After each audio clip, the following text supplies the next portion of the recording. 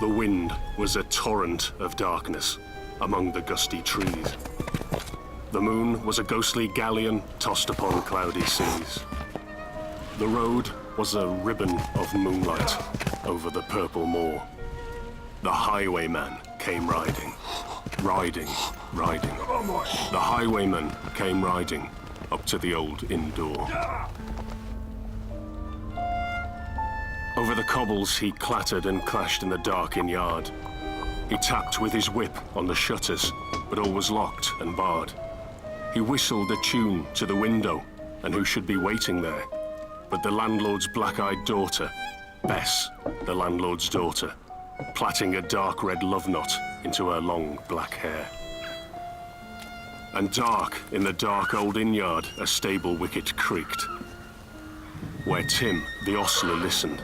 His face was white and peaked. His eyes were hollows of madness, his hair like mouldy hay. But he loved the landlord's daughter, the landlord's red-lipped daughter. Dumb as a dog he listened, and he heard the robber say, "One kiss, my bonny sweetheart. I'm after a prize tonight, but I shall be back with the yellow gold before the morning light.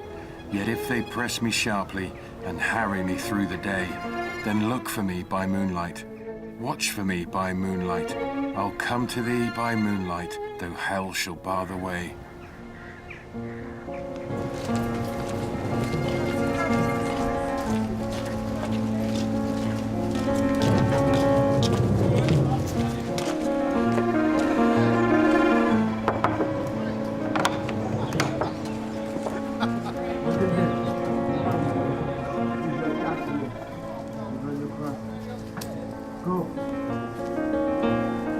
He did not come in the dawning, he did not come at noon, and out of the tawny sunset before the rise of the moon, when the road was a gypsy's ribbon looping the purple moor.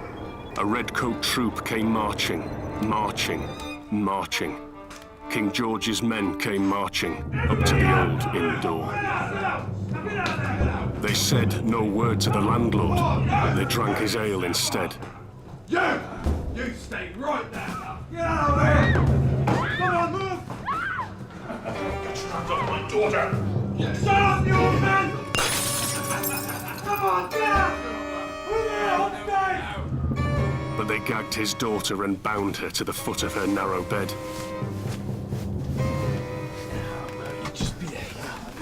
Two of them knelt at her casement with muskets at their side. There was death at every window, and hell at one dark window, for Bess could see through her casement the road that he would ride. They had tied her up to attention with many a sniggering jest. They had bound a musket beside her with a muzzle beneath her breast. Now keep good watch. And they kissed her. She heard the doomed man say, Look for me by moonlight. Watch for me by moonlight.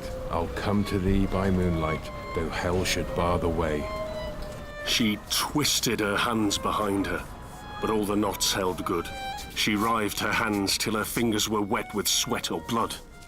They stretched and strained in the darkness, and the hours crawled by like years, till now, on the stroke of midnight, cold, on the stroke of midnight, the tip of one finger touched it. The trigger, at least, was hers. The tip of one finger touched it. She strove no more for the rest. Up, she stood up to attention, with the muzzle beneath her breast. She would not risk their hearing. She would not strive again. For the road lay bare in the moonlight, blank and bare in the moonlight. And the blood of her veins in the moonlight throbbed to her love's refrain. Tlot, tlot, tlot, tlot. Had they heard it? The horse hoofs ringing clear. Tlot, tlot, tlot, tlot. In the distance, were they deaf that they did not hear? Down the ribbon of moonlight, over the brow of the hill, the highwayman came riding, riding, riding. The redcoats looked to their priming. She stood up, straight and still. Tlot, tlot, tlot, tlot. In the frosty silence. Tlot, tlot, tlot, tlot. And in the echoing night. Nearer he came, and nearer. Her face was like a light. Her eyes grew wide for a moment. She drew one last deep breath. Then her finger moved in the moonlight. Her musket shattered the moonlight, shattered her breast in the moonlight, and warned him with her death.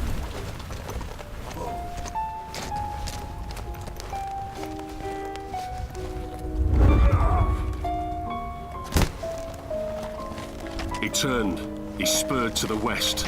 He did not know who stood bowed with her head over the musket, drenched with her own blood.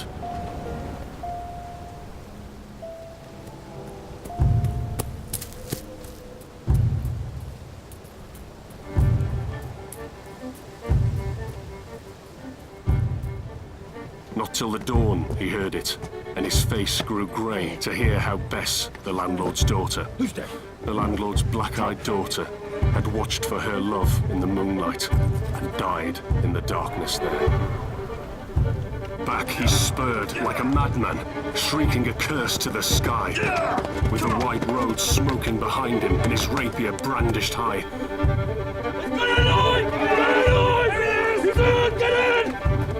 Blood red were his spurs in the golden noon.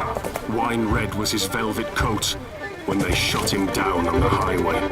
Down like a dog on the highway.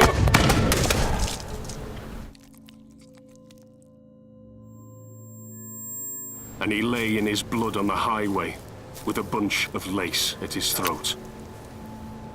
Go to hell.